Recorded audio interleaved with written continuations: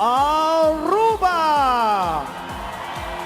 This carnival costume represents the greatest cultural event on the island of Aruba. It's a tribute to all carnivalistas who work hard during the year to put on creative display of art, culture, feathers, and jewels. มิสรูบามาในชุดคาร์นิวัลที่แสดงถึงงานทางวัฒนธรรมที่ยิ่งใหญ่ที่สุดบนเกาะอารูบาเป็นเครื่องบรรณาการให้กับคาร์นิวัลิสต้าทุกคนที่ทำงานหนักตลอดทั้งปีค่ะชุดนี้ยังแสดงถึงความงดงามของศิลปะหัตถกรรมขนนกและอัญมณีค่ะ Australia This costume was inspired by the unique native flora that adorns with Australian landscape. The delicate flowers that embellish the headpiece and detail the dress reflect the iconic Australian national flower, the golden wattle. สาวงามจากประเทศออสเตรเลียครับมาในชุดที่ได้รับแรงบันดาลใจจากดอกไม้พื้นบ้านที่บานสะพรั่งไปทั่วทั้งภูมิประเทศของออสเตรเลียครับดอกไม้อันประณีตที่ตกแต่งอยู่บนเครื่องประดับศีรษะและบนชุดที่เธอสวมใส่นั้นคือดอกไม้ประจำชาติของออสเตรเลียที่มีชื่อว่า the golden wattle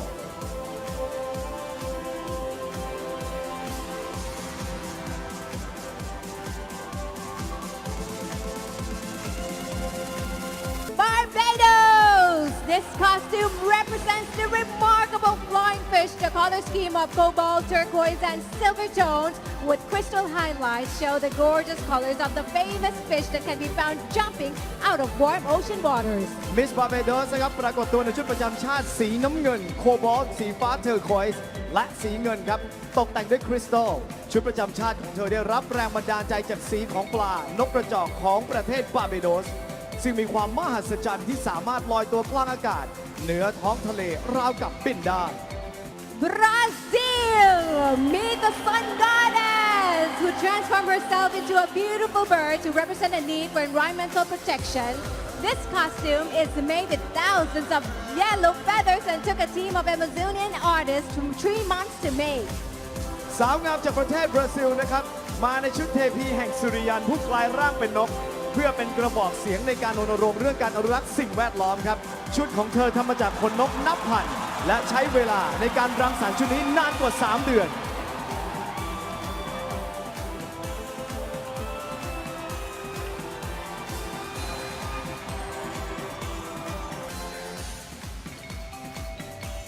Canada!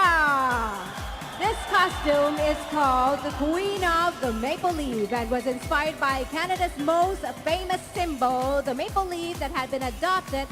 as an emblem by the 1700s by French Canadians along the St. Lawrence River. ชุดประจำชาติของมิสแคนาดาชุดนี้มีชื่อว่าราชินีแห่งใบเมเปิลครับซึ่งถือเป็นสัญลักษณ์ประจำชาติของแคนาดาที่โด่งดังใบเมเปิลได้ถูกนำมาใช้เป็นสัญลักษณ์ของประเทศตั้งแต่ปีคริสตศักราช 1700 โดยชาวแคนาดาเชื้อสายฝรั่งเศสที่อาศัยอยู่ตามแนวแม่น้ำเซนต์ลอเรนซ์ครับ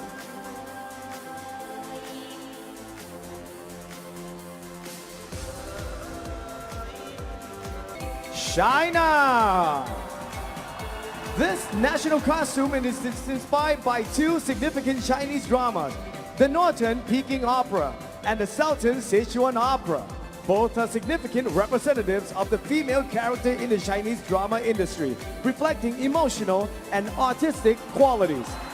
ชุดประจำชาติของสาวงามจากประเทศจีนค่ะได้รับแรงบันดาลใจมาจากอุปกรณ์จีนที่โด่งดัง2 เรื่องนะคะนั่นก็คือ Peking Opera และ Sichuan Opera เป็นสัญลักษณ์สะท้อนภาพของผู้หญิงจีนในอุตสาหกรรมการละครของประเทศได้เป็นอย่างดีค่ะ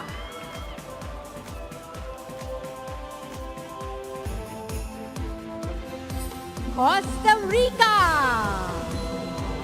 This costume depicts the blue morpher butterfly, a species native to Costa Rica. It represents all women, no matter their age, race, or nationality. The hope is that one day the world will see all people as beautiful and free as butterflies. สาวงามจากประเทศคอสตาริกาครับมาในชุดผีเสื้อพื้นเมืองของคอสตาริกาที่มีชื่อว่า Blue Morphleชุดนี้นะครับเป็นตัวแทนของผู้หญิงทุกคนไม่ว่าจะอายุเท่าไหร่หรือเชื้อชาติใดก็ตามเธอเชื่อว่าผู้หญิงทุกคนล้วนสวยงามและควรได้รับอิสรภาพเช่นเช่นผีเสื้อที่กำลังโบยบินอยู่ตัวนี้แหละครับ Curacao The This costume stands for women empowerment and is called Triumph of Sablika. Sablika was a free woman who educated slaves in Curacao. She was a fearless educator, much like Miss Sierra was a future teacher. ชุดประจำชาติของ Miss Curacao ครับมีชื่อว่า Triumph of Sablika แสดงถึงพลังในการเปลี่ยนแปลงโลกของผู้หญิงผ่านซาบลิกาหญิงสาวที่อุทิศตนเพื่อให้การศึกษาแก่ทาสในเคอราซาวยังไม่เกรงกลัวต่ออุปสรรคใดๆเช่นเดียวกับ Miss Curacao คนนี้ที่ต้องการเป็นครูในอนาคตครับ Ecuador. Because Ecuador is located in the Equinas, it is a privileged land. This costume is inspired by the Amazon region. It pays homage to the thick jungle, rivers, and waterfalls, but above all, the beautiful plumage. ชุดประจำชาติของสาวงามจากประเทศเอกวาดอร์ครับได้รับแรงบันดาลใจจากภูมิภาคอเมซอนชุดของเธอสะท้อนถึงความเคารพที่ชาวเอกวาดอร์มีต่อป่าอันสมบูรณ์ครับแม่น้ำและน้ำตกที่งดงามในประเทศของเธอ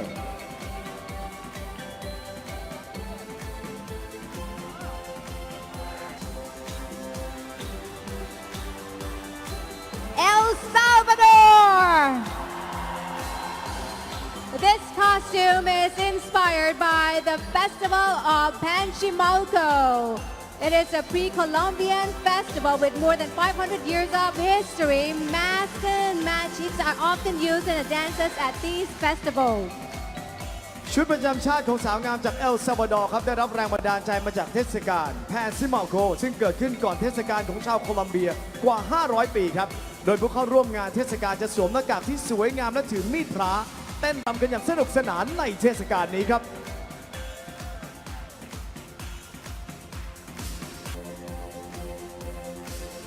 Georgia Georgia is wearing a long silk dress and is decorated with old Georgian silver ornaments and various colored stones. Years ago, these dresses were worn by Georgian women who were attending high society events, the white color representing the purity of women. สาวงามจากประเทศจอร์เจียมาพร้อมกับชุดเดรสยาวประดับด้วยเครื่องประดับเงินโบราณและหินอัญมณีหลากสี อีกทั้งชุดเหล่านี้ยังเป็นชุดที่ถูกใส่ในการเข้าสังคมชั้นสูง สีขาวนั้นยังสื่อถึงความบริสุทธิ์ของผู้หญิงอีกด้วยค่ะ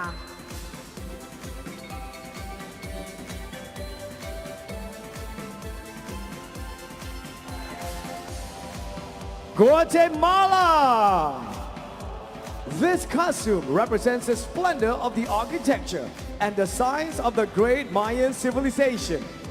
Behold the cyclic movements of the moon that gave us the Mayan calendar and the purity of the Mayan princesses. ชุดประจำชาติของสาวงามจากกัวเตมาลาแสดงให้เห็นถึงความงดงามของสถาปัตยกรรมและวิทยาศาสตร์ของชาวมายันที่เฝ้าดูการเคลื่อนไหวตามวัฏจักรของดวงจันทร์ที่ทำให้เกิดปฏิทินและยังแสดงถึงความบริสุทธิ์ของเจ้าหญิงชาวมายันอีกด้วยค่ะ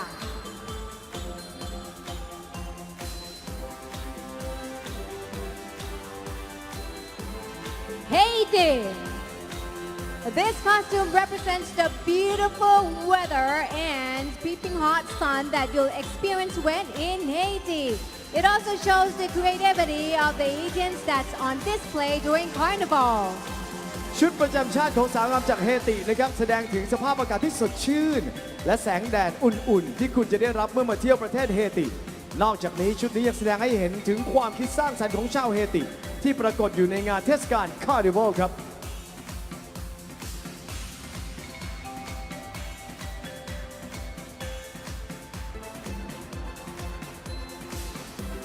India. This Indian warrior princess celebrates the diversity of women's style and their unique personalities, as well as the empowerment of women. Angel silver metal work really brings the whole look home. This costume weighs 105 pounds. ว้าวสาวงามจากอินเดียนะครับมาในชุดเจ้าหญิงนักรบชาวอินเดียที่ต่อสู้เพื่อความหลากหลายของสตรี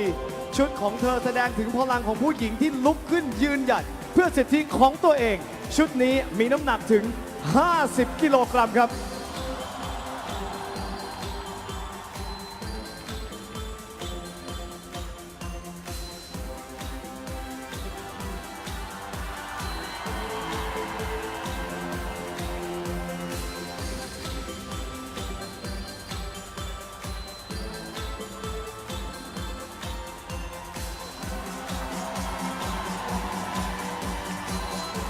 must be very very strong as well ต้องแข็งแรงมากๆเลยนะคะ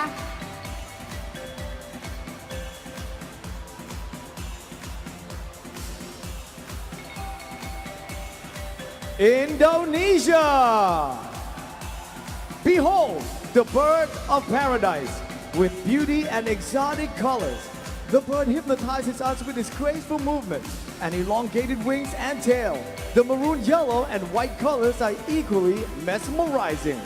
สาวงามจากอินโดนีเซียมาในชุดที่มีชื่อว่านกแห่งสวงสวรรค์ด้วยความสวยงามและสีแปลกใหม่ค่ะทำให้นกเหล่านี้สะกดเราด้วยการเคลื่อนไหวที่สง่างาม สีน้ำตาลแดงเหลืองและสีขาวของชุด ช่วยเพิ่มเสน่ห์ให้ชุดนี้ดูน่าหลงไหลค่ะ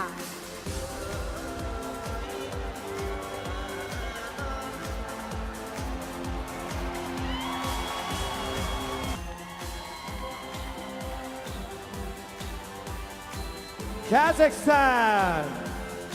This costume took months to make and is full of symbolism. The gold color depicts the wealth of a country,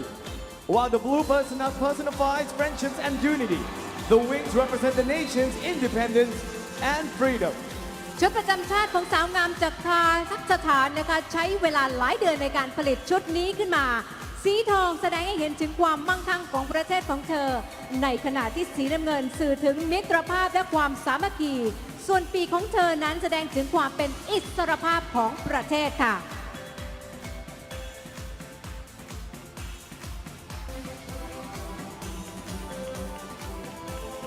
Korea.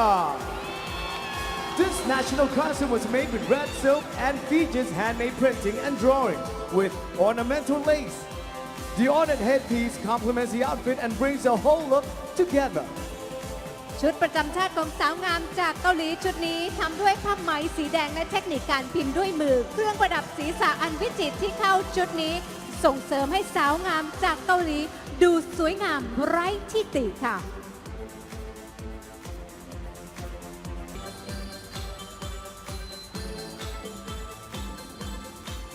Laos!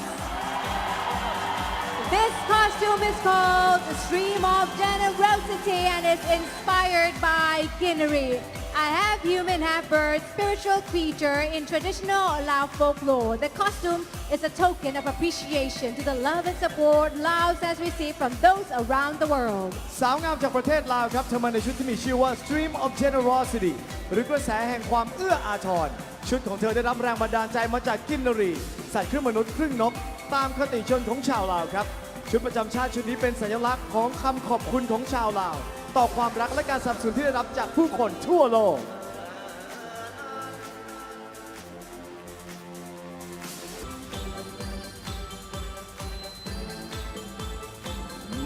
Mexico. Behold the Jaguar Queen,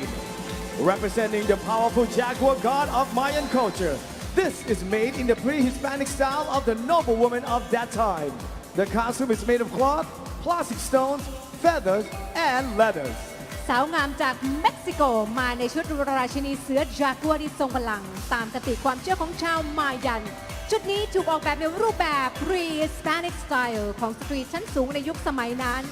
ชุดของเธอทำจากผ้าหินพลาสติกขนนกและหนังค่ะ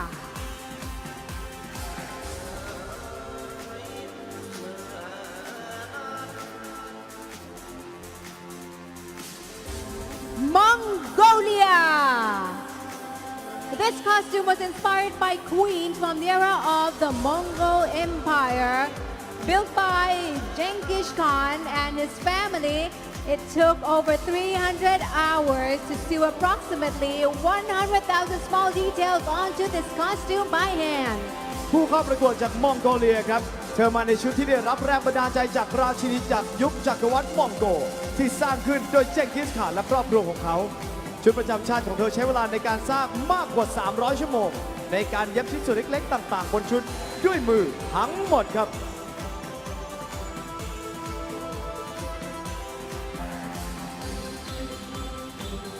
Nepal.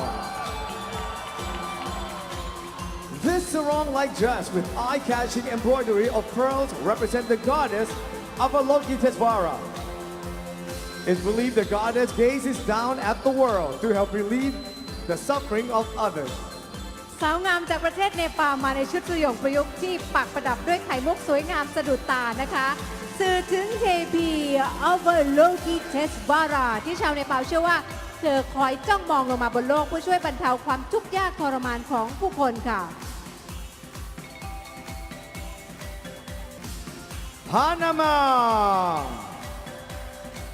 Panama represents the Princess Zara, covered in gold, evoking the power of her lineage, and at the same time the pre-Columbian history that surrounds the province of Cocle, the site of important archaeological excavations. The costume is made of more than 3,500 jewels of golden beads. สาวงามจากปานามาสวมใส่ชุดประจำชาติที่ได้รับแรงบันดาลใจมาจากชุดของเจ้าหญิงซาร่าที่เต็มไปด้วยทอง แสดงถึงอำนาจของราชวงศ์ของเธอในยุครีโคลัมเบียนแผ่กระจายไปทั่วเมืองโทโคลนะคะซึ่งเป็นสถานที่สำคัญทางโบราณคดีที่มีการขุดพบเครื่องแต่งกายที่ทำจากอัญมณีสีทองกว่า 3,500 ชิ้นค่ะและทั้งหมดนี้คือสาวงามผู้เข้าประกวดMiss Universe 2018 กลุ่มที่ 3 ในชุดประจำชาติค่ะขอเสียงปรบมืออีกสักครั้งหนึ่งนะคะ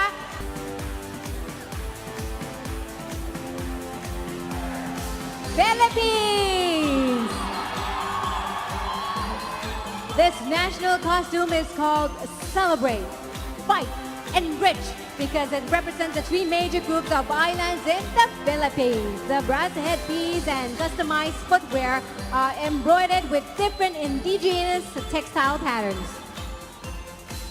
สาวงามจากประเทศฟิลิปปินส์ครับมาในชุดที่แสดงถึงการเฉลิมฉลองการต่อสู้และความอิ่มเอมใจครับซึ่งสะท้อนถึงประชากร 3 กลุ่มหลักของหมู่เกาะฟิลิปปินส์เครื่องประดับศีรษะและรองเท้าถูกทำขึ้นพิเศษและปักตกแต่งแตกต่างกันตามแบบฉบับพื้นเมืองทั้ง 3 ของประเทศฟิลิปปินส์ครับ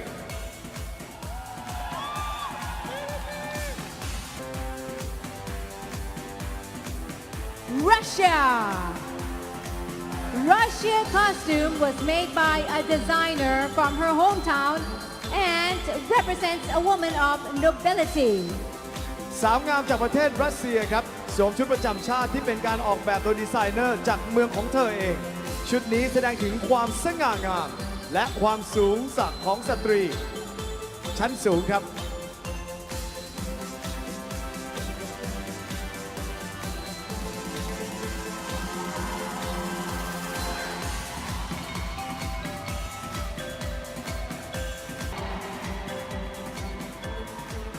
Switzerland!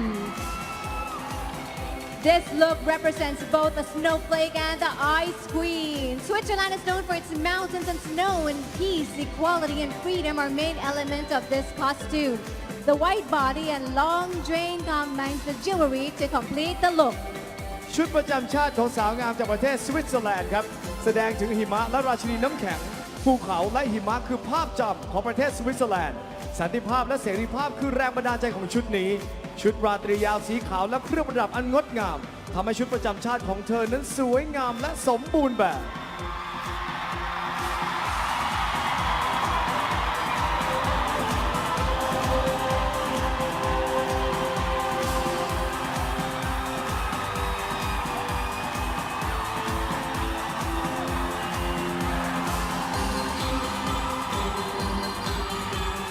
Thailand!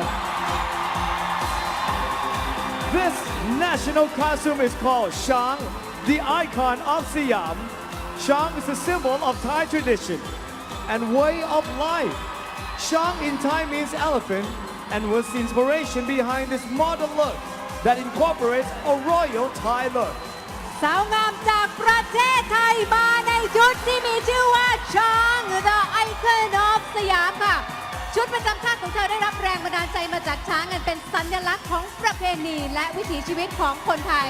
ชุดนี้เป็นชุดที่ผสมผสานความวิจิตรของวัฒนธรรมชั้นสูงของไทยเข้ากับความทันสมัยและเป็นสากลได้อย่างลงตัว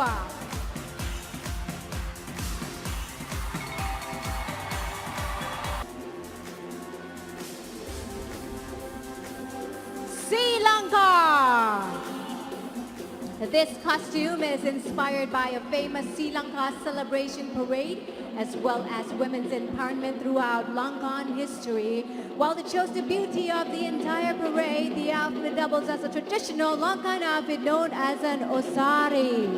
ชุดประจำชาติของประเทศศรีลังกาครับได้รับแรงบันดาลใจมาจากการเฉลิมฉลองและขบวนพาเหรดของศรีลังกาเพื่อเป็นการแสดงถึงพลังของผู้หญิงในประวัติศาสตร์ของชาวลังกาครับ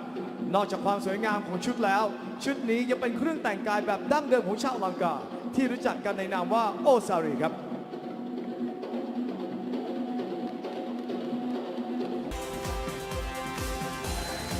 Ukraine This dress is decorated with traditional Ukrainian ornaments. The malva flower has been decorating local houses since ancient times. Red and white were chosen for this look because red symbolizes love and white indicates purity. ชุดประจำชาติจากประเทศยูเครนชุดนี้ค่ะตกแต่งด้วยเครื่องประดับแบบดั้งเดิมของยูเครนดอกมัลวาคือดอกไม้ที่ใช้สำหรับตกแต่งบ้านเรือนในท้องถิ่นตั้งแต่สมัยโบราณค่ะสีแดงเป็นสัญลักษณ์ของความรักสีขาวหมายถึงความบริสุทธิ์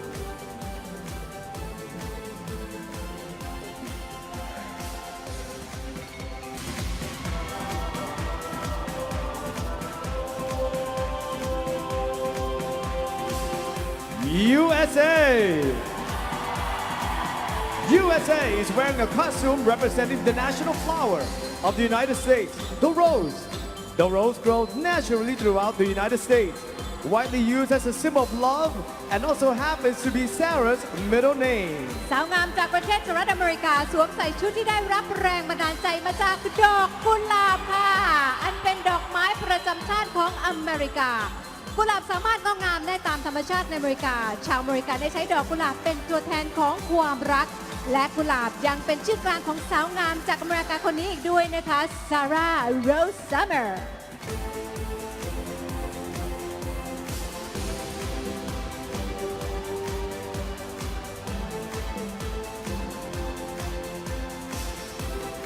Vietnam. This costume aims to introduce authentic Vietnamese cuisine to the world. Banh mi is a delicacy that includes herbs, pork filling, and raw vegetables. The designer subtly added various colors to this delicious costume. ชุดประจำชาติของประเทศเวียดนามชุดนี้นะครับต้องการที่จะนำเสนออาหารที่โด่งดังของประเทศเวียดนามอย่างบานหมี่ให้ปรากฏสู่สายตาชาวโลกบานหมี่นะครับเป็นอาหารเลิศรสที่ประกอบด้วยสมุนไพรไส้หมูและผักและดีไซเนอร์ได้ทำให้ชุดนี้ทั้งสวยและน่ารับประทานไปพร้อมๆกันเลยครับ